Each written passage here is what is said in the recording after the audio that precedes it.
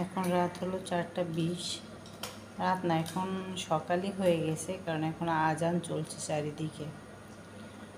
তো ওর ডাকার শব্দে ঘুমানো যায় না, তারপরেও আমি ঘুম থেকে উঠিনি।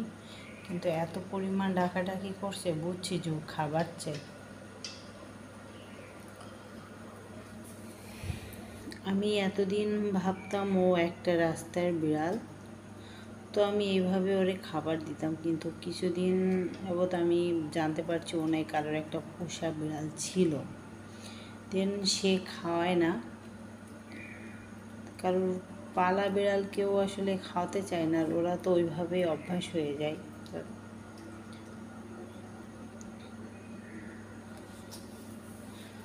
পন্টুটা খাওয়ার জন্য কতটুক শুকায়ে গেছে। মানুষের দ্বারে দ্বারে খাবারের জন্য যায়, কিন্তু মানুষ খাবার দিক আর না দিক, আঘাত করার রাইট কারণ নাই। ও হাঁটতে পারে না, মানে খোঁড়ায় খোঁড়ায় হাঁটে। আর সবচেয়ে সমস্যা হলো যে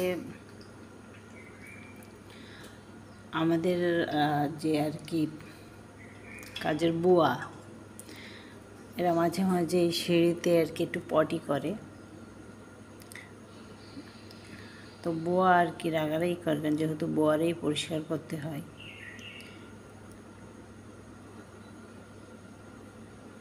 খুব কষ্ট লাগছে দেখে।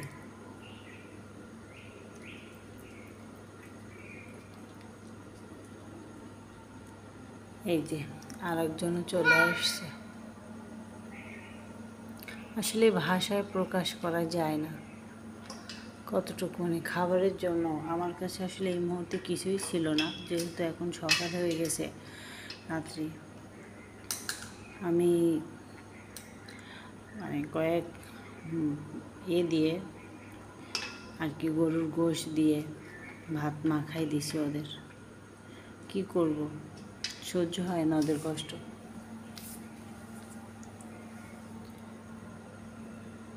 ওরে অবশ্য আমি বিকালের দিকে খাওয়াইছিলাম, কিছু ফিড দিয়েছিলাম, আর রাত্রে একটু আমার এই যে বিড়ালের জন্য যা খাবার মাখাইছি তাই দিছি।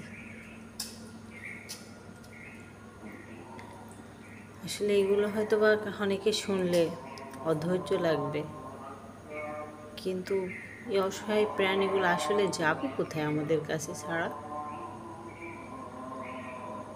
পন্টু, পন্টু, আয় আয় আয় আয় আয়। আরে এই যে এই যে এই যে, আরে খোড়াই বাচ্চাটা রে, কত নিষ্ঠুর মানুষ। আসলে সহ্য করতে পারি না, সত্যি খুব কষ্ট হচ্ছে দেখে। আমি শিওর, আমার মনে হয় আমাদের বুয়াটা এই কাজ করছে।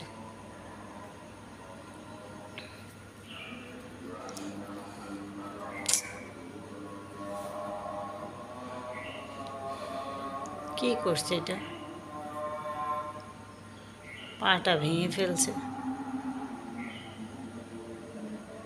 আয় আয়, এদিকে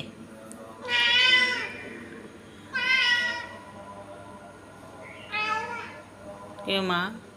জয় মা। এদিকে এসো, এদিকে এসো পন্টু, আয় আয় আয় আয় আয় পন্টু, আয়। কে? ও মামা বলে ডাকে। কি এত কষ্ট করে আমি ওদেরকে দেখাশোনা করে রাখি, ওরা খাবারের জন্য কই কই জানি যায়।